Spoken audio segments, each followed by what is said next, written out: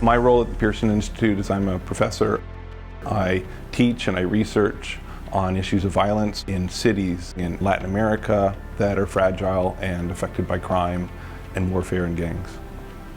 So most of my work the past 10 years has been focused on young men who are committing violence. These might be petty criminals on the street, these might be ex-combatants, and the idea is how to get them to live less violent, less volatile lifestyles. When there are groups killing on the streets or killing in the countryside, businesses don't invest, kids can't go to school, really the entire economy rests on peace. What we realized is there was this structure of crime to the city. Not only is every neighborhood to some degree ruled by a local gang, there's a superstructure of mafias above them that control those street gangs.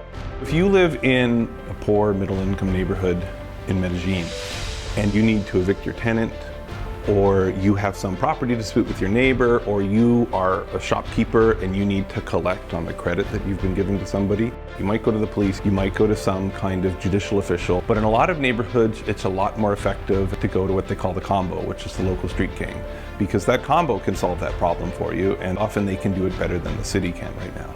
That's just not an acceptable situation for a stable state. The biggest problem here is that nobody really knows what to do about street gangs. Nobody really knows what to do about mafias. There's police solutions, there's militarized solutions. That's the only thing in their toolkit. And so our whole purpose is actually to work with cities and to work with governments and try to expand that toolkit. And together we're trying to figure out how violence happens in Medellin and how to stop it. A lot of my research tries to marry the qualitative with the quantitative work.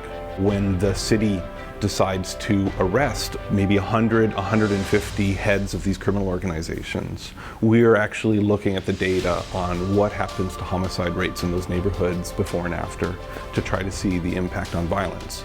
For me, what's been so important about Pearson is the ability to go to a place like Medellin to identify this problem that nobody really understood, that's clearly important, and then to be able to marshal the people and the resources to go and focus on trying to have impact, trying to change how things work there, trying to do something concrete to reduce the violence.